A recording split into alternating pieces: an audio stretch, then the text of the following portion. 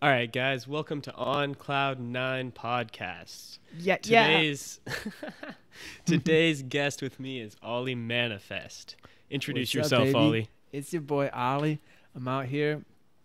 I do a couple things. I like to rap. I also have worked with fashion in a few different capacities, and really just enjoy exploring styling in all its senses. Dope. And Dope. yeah, I see art as like a beautiful, just like philosophy about life. Right. So where are you from originally, Ollie? Damn, that's like the hardest question. You gotta start off with the hardest ones.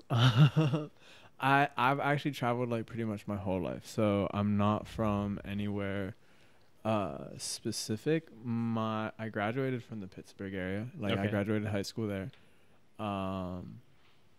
I live in LA now. I've lived here for a little over a year now, so this is definitely home at the moment. And I plan for it to be home for a while. Gotcha. Yeah, LA's awesome, man. What drove you to move here? Well, I was living in Texas before I was out What's here. up? Hey, what's good? Yeah, I was living in. Dude, the homies just pull up out of nowhere. We Yep. just start this and the homies pulling up. I was. Better to park on the front side. On the street side, and then come around. Yo, what's up, Jesse? Yo. What's good, Jesse? How's it going? You're walking straight into the podcast, bro. Yeah. He said pull it through the back, so I pulled it through the back, you know? Yeah, exactly. Smoking hella spliffs. Yeah, I brought some weeds too. Oh, we got dabs too. Let's do it. Yeah, Dope. What is that, split? Yeah. the hippie Yo, way. Jesse's gonna be on the next episode. Oh shit. Forever Code doing big things for real. Making moves. Look at that shirt right there. Oh Let's shit. get it. Show that off. I brought you one, actually. Are you serious? Ooh, Oh, I'm honored. I'm honored, guys. bro, when you said Forever "Are Code you brought me a serious?" you shirt. like pulled that shit up on Siri. All right, we are getting way too distracted here, though. Holy shit. Where were we? What brought you to LA? Oh yeah. So actually, I was traveling around the country with some homies. We had this idea of doing like an interview series, actually, where we're gonna go around to different colleges, in the States, and interview different students, just ask them about like the culture of Right. the campus, because most of the different things that you see is like, people's like they're talking about the actual academics and not what it's like to live there from a student's perspective. Right. But Carlo. when we got to doing it, it was like the students. Mikey, can we put Carlo in the back? Carlo. Like,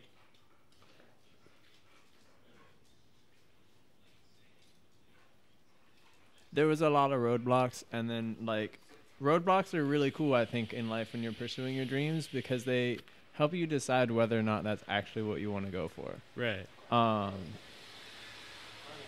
And And everything. In Busy. this case, exactly, is this actually something we're trying to go for? Like all these roadblocks coming up, like Yeah, just totally. keep Just like, kept on coming. if you want to go for something, you'll keep progressing through those roadblocks.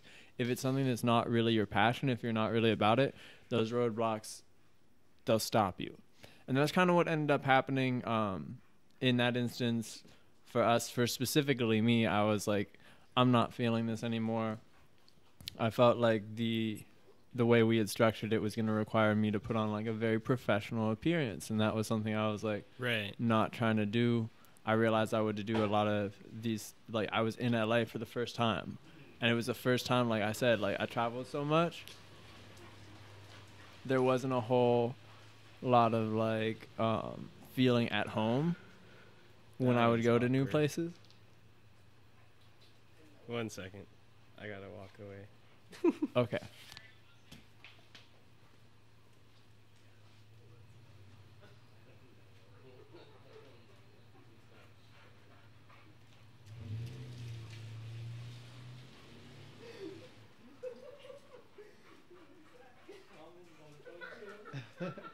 Who's this? for you. Lydia, I've never met Lydia. You're so pretty with those two-colored eyes. Can you go talk to her? Yo, but like, can you just text her and be like, "Yo, we're doing the podcast," just so she knows what we're doing? Cause my phone's on airplane mode.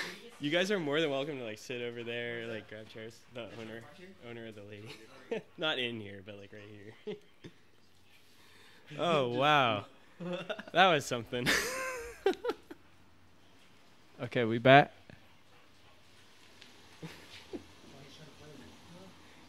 Cars forever. Holy shit. But yeah, basically when Roadblocks. you run into roadblocks, it really tests whether that's what you want to do or not.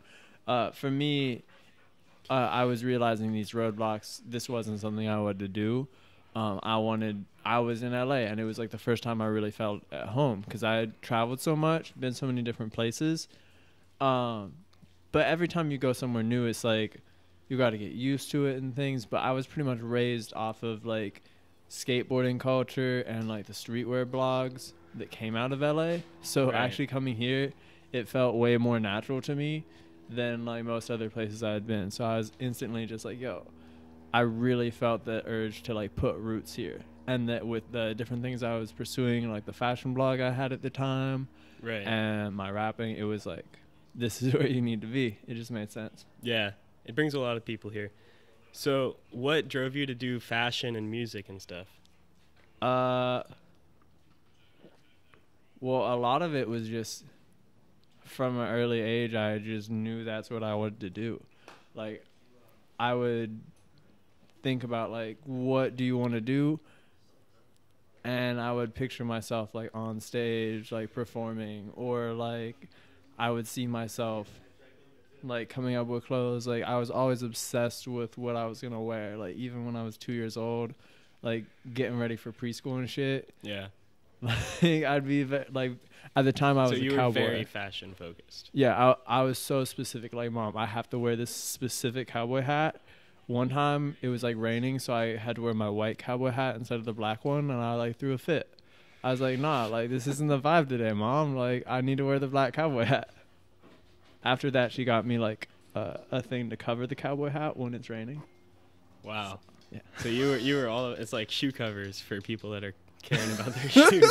You had a cowboy for my hat felt cowboy hat at 2 years old. Damn, that's crazy. What was a crazy story you had first coming out to LA? Because when people come out to LA, they originally either get like blown away by the party scene or like they kind of stay in and don't go out. Yeah, it was interesting. When I first came out here, it was a lot of staying in. I don't know. I even to this day haven't really gone too deep in the LA party scene. Like, I like to just hit the surface of it because, I don't know, I'm very aware of, like, how quickly it can pull you in. Right. And I know, like, I'm the type to be pulled in quickly by it, so I just, like, don't avoid it completely because obviously something that, like, I'm drawn towards. Right. But it's something that I know if I make it a habit of mine will kind of outweigh just, like, my regular, like, working potential. Yeah. It's expensive, too. Like, I just don't go out and party just because I can't afford it, man. Like, shit. I mean, facts, yeah. But, like, I feel like when I can afford to party, I'll just be throwing my own parties at my house. Like, yeah. I don't know. That's, like, I really like hosting parties. Where are you living right now? What part of LA? Right now, I'm living in North Hollywood. All right. I was living in West Hollywood, and that was, like, super dope, just, like, right in the middle of things. I still, like... Yeah, it's busy out there. Dude, I go out there pretty much, like, every day still because, like, it's just the haps. Like, that's where you need to be. Like, with all just, like, the different shops down there, like, for doing pools and stuff. Right. One of the ways I've been, like, really growing my styling recently is just through modeling, like, my own shoots. And I work with a photographer, so I, like, model outfits for myself, do pools. Yeah, I was going to say, I've seen on your Instagram you've been doing modeling stuff, working with different fashion brands and stuff like that. You just had a show recently, too, huh? Yeah. I just got invited to a show. It's this function they do every Sunday called, like, Art Pop. Art pop. I was down at the ethics store on Melrose, and Music King came through and said what's up and just invited me to come play the show. It was a That's really neat dope. little function. They had a bunch of different artists, all different types, come out, and just it had a really like inclusive vibe. Like everyone felt like they were there to really connect and grow and just share their art. And I just love when you get people together like that. Right. Yeah, it's always good to find like-minded people trying to push each other forward with what they're doing creatively. Facts, big facts. So who were some of your like mentors or people that you looked up to that got you Mhm. to where you're going today? Well, number one off top, no doubt about it, gotta be Mod Son. All right. Yeah, Mod Shout Son out, for Mod real. Son. I wrote a whole book about it, actually. I got the opportunity. I was blessed enough to get to tour with him. And it's been, like, really great because he was someone who completely, like, changed, like, my life and how I thought about life. I was, like, very much... I mean, like, I was definitely, like, happy as, like, a kid. But there was, like, a point where I went through a rough time and got, like, really negative about it. About, like, life in general. And... Right. listening to Mod's music just like pretty much like reintroduced me to the original me that was like happy go lucky and just like reminded me like, yeah bro, like it's all right to smile, like it's all right to be happy, like you don't have to play like the cool kid who like is so aloof and doesn't smile. Like you can actually like legit have a good time and like enjoy your life, like that's all right. Yeah, Mod has a very happy outlook on everything, that's for sure. Can't find that guy not happy unless maybe if he doesn't have weed, that might make him a little mad. Maybe. I don't know though, like honestly, like he's super impressive. I don't Yeah, even he's think that killing could phase him. For sure. Anybody else? So for sure him. There have been like other people in like not anyone at that same level. I mean, definitely Anakin Skywalker. Definitely. You hearing this, Jesse? Why? Well, like I don't know. He does become Darth Vader and like kill a bunch of people. Yeah, but like at the end he also is like he's the crux of like everything. Like if it wasn't for him, shit would have gone all the way bad. But like because of one little thing he does at the end, it's like everything goes great. All right. You know, I don't know. It's like but really it's just the story as like a kid. Like I like Anakin. Like I like his story of his progression to that goal of like being a Jedi. Yeah. And like how doggishly he like pursues that. He's like, nah, like I'm going for that. Like he's willing to leave his fucking mom at 9 years old, just like, yeah, I'm gonna go be a Jedi, mom. Like fuck, like that's also kind of like that happens nowadays, just in a different aspect. Obviously kids aren't going off to be Jedis, but like in China people are taking their kids and sending them off to like sporting camps where they do gymnastics for their entire life. And I have like so much respect for those kids. Like, I didn't do that. I, like, fuck. That's crazy. Like, props. Like, if you did that as a kid, like, I have so much respect for, like, your whole life. Like, you've literally dedicated your life to something from a childhood thing. Like, but some of them are forced into it. And there's some negative aspects of that for sure. Over there, definitely. But... it's crazy. It's very similar. What? So, oh, keep going. No, so Anakin's your mentor, or like someone you looked up to. Oh yeah. But like, who are people out in LA that helped you besides Mod that get you to like where you're going right now? So definitely Mod. Then we have Shane Kirby, for real. I was talking about the ethics store earlier. He's working out there, pretty much like heading it up. He's out there every day. Go say hi to him. He is one of the realest dudes. I don't know if I've met Shane. Bro, you might have. He pops up like now and again. He's like, he's and I don't mean this in any sort of weird way, but it's like just like that like fairy that'll pop up like when you need them to like guide you along Shane your the quest. fairy, guys. You heard Like it just like first here, from just like Ollie. pshoo, like whenever I'm just like, man, like I don't know what's going on. Like Shane will pop up and I'll be like, here, Ollie, like here's some advice, or he'll like help out like in just That's like the dope, perfect though. way. That's dope. Like for real, he like Shane really held me down for like a while. Like Yeah. so props to him. Mod held me down. Before that, when I was out in like Austin and shit, Rod, I'm sure you met Rod the Planner. He was on here on one of the earlier episodes. He was like a big influence for me, big mentor in my life. Yeah. Yeah, Rod's the homie for sure. Yeah, bro. Rod's cool as fuck. How'd you meet Rod? Through his brother, Marcus, actually. Marcus and I were making music out in Austin. We're actually like, he doesn't really like rap very much anymore. I don't know. He might have like a project he's working on behind the scenes, but All right. yeah, like at the time he was rapping with myself and then the other dude who pretty much like taught me how to rap. We're in an apartment back there, just wrapping it up, doing our thing, and Marcus and I were both like looking for a place to stay and a job at like the same time, and Rod had like, he was like, bro, like let's start a business, like let's start this like podcast. He wanted to like motivate people, do like motivational speaking and like be a life That's coach dope. pretty much, and do it as a podcast with pretty much a very, very similar setup like what you got going on right now. And he's like, let's do this, like let's go hard body, everyone like move in here, like we'll get it. So we did that. And then there were like some other companies we started. They're the ones who we ended up coming out here to California with, doing that college like interview series. All right. With all the fashion and all that.